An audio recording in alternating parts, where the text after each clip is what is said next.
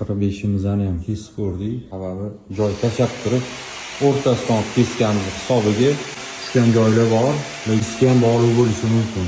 Bitta liniyada 45 tekis qilib zo'roq beryapti. Cho'tki qilib kesib beryapti. Ana nabor bo'lsa, shu Rometusga murojaat qilaverasiz. Plisosga ham mana любой razmerda nasatka qilib ishlataverasiz. Bitta tuzuvda qilib olib berdi. Millimetr joy qoldirganmiz atilabdan. Nastroyka qilib tekisligi bir tekislik kamera ko'rsatib bera olmasligi mumkin.